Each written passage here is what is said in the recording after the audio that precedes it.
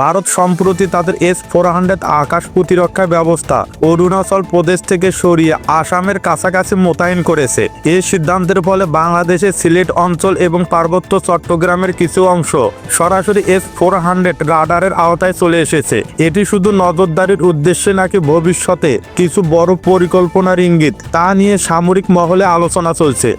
S-400 প্রতিরক্ষা ব্যবস্থা ভারতের সামরিক শক্তির একটি অত্যাধুনিক সংযোজন। বাংলাদেশের সেনাবাহিনীও এ পদক্ষেপ নিয়ে সতর্ক রয়েছে এবং এর প্রতিক্রিয়ায় বিভিন্ন পরিকল্পনা গ্রহণ করছে। বিশেষত সিলেট সীমান্তের নিরাপত্তা নিশ্চিত করার জন্য বাড়তি প্রস্তুতি গ্রহণ করা হয়েছে। ভারতের মেঘালয় পুলিশ সম্প্রতি দাবি করেছে যে বাংলাদেশের বাইরাক্তার ড্রোন মেঘালয়ের আকাশে নজরদারি করছে। হিন্দুস্তান টাইমস এবং BBC বাংলার রিপোর্ট অনুযায়ী মেঘালয়ের আকাশে এই ড্রোন দেখা গেছে। ড্রোনটি সীমান্তের নিকটবর্তী অঞ্চলে নজরদারি চালিয়েছে বলে জানানো হয়েছে।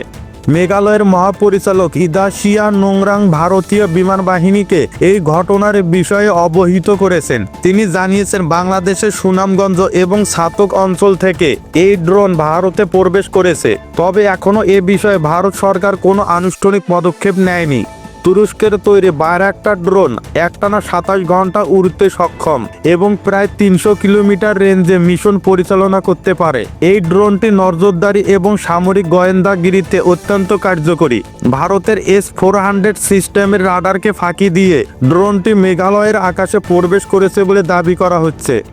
বাংলাদেশের সামরিক বাহিনী সীমান্ত এলাকায় অতিরিক্ত নজরদারি চালাচ্ছে, বিশেষত অভ্যন্তরীণ নিরাপত্তা নিশ্চিত করার জন্য সীমান্তে ড্রোন মোতায়েন করা হয়েছে। মানব পাচার বা সন্দেহভাজন অপরাধীদের ভারতে পালিয়ে যাওয়ার ঘটনাগুলো ঠেকানোই এই পদক্ষেপের অন্যতম উদ্দেশ্য। ভারত তার পূর্বাঞ্চলীয় কমান্ডে অতিরিক্ত সেনা মোতায়েন করেছে। এটি বাংলাদেশের জন্য একটি গুরুত্বপূর্ণ ইঙ্গিত। সীমান্ত এলাকায় ভারতের সেনাবাহিনীর এই মুভমেন্ট কেন, তা নিয়ে বাংলাদেশ পর্যবেক্ষণ চালাচ্ছে।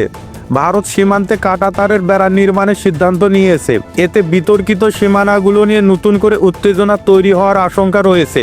বিশেষত পার্বত্য চট্টগ্রামের মতো কৌশলগত গুরুত্বপূর্ণ এলাকায় ভারতের পদক্ষেপ নিয়ে বাংলাদেশ সতর্ক রয়েছে। পার্বত্য অঞ্চলের পাহাড়ি এলাকার সামরিক উচ্চতা দখল অত্যন্ত গুরুত্বপূর্ণ।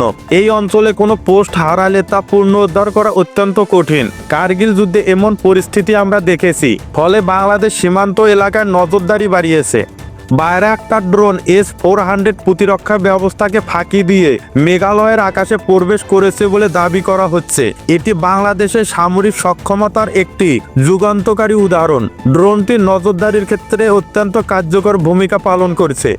ভারত সরকার এ বিষয়ে এখনও কোনো আনুষ্ঠানিক প্রতিবাদ জানায়নি, তবে ভারতীয় সংবাদ মাধ্যম এবং রাজ্য সরকার বিষয়টি নিশ্চিত করেছে। এ পরিস্থিতিতে দুই দেশের মধ্যে সামরিক উত্তেজনা বাড়ার আশঙ্কা তৈরি হয়েছে। বাংলাদেশের সেনাবাহিনী এবং বিমান বাহিনী সিলেট এবং পার্বত্য চট্টগ্রাম এলাকায় বিশেষ নজরদারি চালাচ্ছে। সীমান্ত সুরক্ষা নিশ্চিত করতে এবং সামরিক পরিস্থিতি বাড়াতে এ পদক্ষেপ নেওয়া হয়েছে। বাংলাদেশের বাইরাক্টার ড্রোন কেনার সিদ্ধান্ত কৌশলগত দিক থেকে অত্যন্ত গুরুত্বপূর্ণ ছিল। এই ড্রোন শুধু নজরদারি নয়, প্রয়োজনে আক্রমণাত্মক মিশনও কার্যকর ভূমিকা রাখতে পারে। ভারতের সামরিক মুভমেন্ট এবং বাংলাদেশের প্রতিক্রিয়া ভবিষ্যতে আরও বড় পরিকল্পনার ইঙ্গিত দিচ্ছে। তবে এই পরিস্থিতি সামলাতে বাংলাদেশের আরও অত্যাধুনিক সরঞ্জাম এবং গোয়েন্দা স্যাটেলাইট প্রয়োজন। সীমান্ত সুরক্ষা এবং জাতীয় নিরাপত্তা নিশ্চিত করতে বাংলাদেশকে আরও শক্তিশালী পদক্ষেপ নিতে হবে। যে কোনো ধরনের হুমকির বিরুদ্ধে প্রতিরোধ গড়ে তুলতে সামরিক বাহিনীর প্রস্তুতি আরও জোরদার করা প্রয়োজন।